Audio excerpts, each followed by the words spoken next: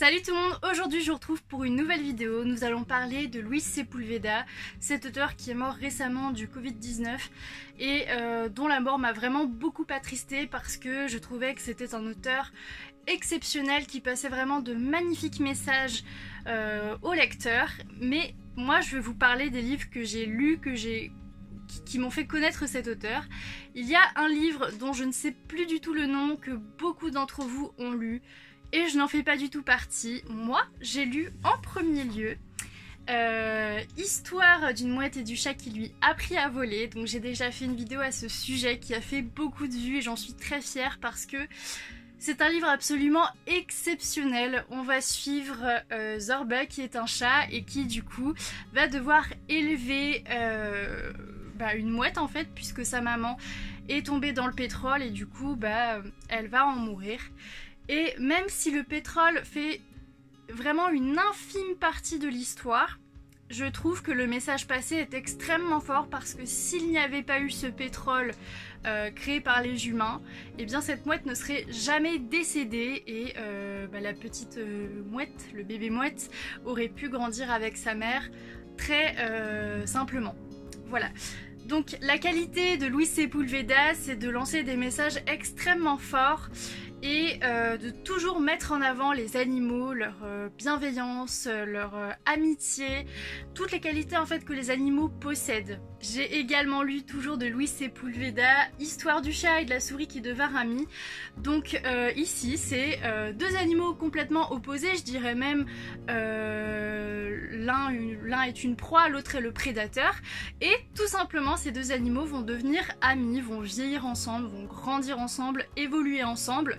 Et c'est ça que je trouve toujours très beau dans les histoires de cet auteur, c'est que malgré qu'on suive ici en règle générale le chat étant le prédateur et la souris la proie, bien ici ils vont devenir amis et je trouve que ça laisse passer d'extrêmement beaux messages. Ça montre aussi que les animaux, même s'ils sont d'espèces différentes et que l'un peut être prédateur et l'autre peut être la proie, ils peuvent devenir amis.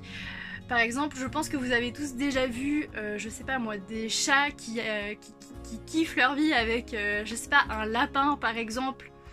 Et ben voilà, ça nous montre l'amitié dont sont capables certains animaux. Voilà. J'ai également lu Histoire d'un chien Mapuche, donc je dirais que parmi les 4 histoires que je vous ai présentées, c'est celle que j'aime le moins, mais qui reste quand même très très beau puisqu'on va suivre un chien et à travers ce chien en fait Luis Sepulveda essaie de nous montrer la fidélité du chien à travers son maître en fait, la personne qu'il aime, la personne qui lui est fidèle pour la vie, et c'est super beau parce que encore une fois ça met en avant les qualités des animaux, leur bienveillance, en fait la pureté des animaux tout simplement. Et très récemment j'ai lu cette histoire, donc Histoire d'une baleine blanche, qui traite du coup de la vie d'un cachalot qui doit survivre parmi les baleiniers et parmi la destruction du monde marin. Et encore une fois, dans toutes les histoires que je vous ai présentées, il y a un certain aspect de la réalité en fait, puisque les baleiniers existent réellement, les baleines sont vraiment en danger, le pétrole existe, l'amitié entre différentes espèces existe, et puis il y a aussi la fidélité des animaux et également la cruauté des humains envers les animaux. Donc voilà, ce sont toujours des histoires qui ont une certaine réalité et c'est ce que j'aime chez cet auteur, qui est vraiment gravé dans mon cœur parce qu'il envoie tellement de bonnes ondes, il envoie tellement de beaux messages que c'est juste pas possible en fait de passer à côté de ces histoires.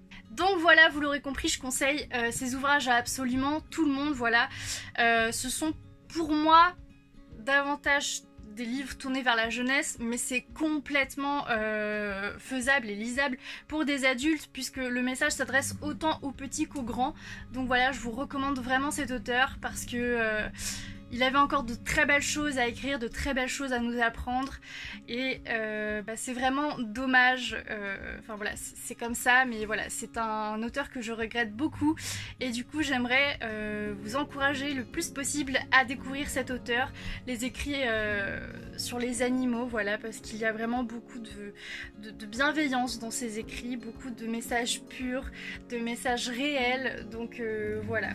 En plus de ça, ce sont des petites lectures absolument très légères et ils sont, comme vous le voyez, tous très courts. J'espère vous avoir donné envie de découvrir cet auteur qui le mérite complètement et qui sera éternellement dans mon cœur. Je ne me séparerai jamais de ces livres-là. C'était une vidéo très rapide parce que je savais pas réellement comment rendre hommage à cet auteur qui est très cher à mon cœur. En tout cas, j'espère vous avoir donné envie et je vous fais des bisous. Salut!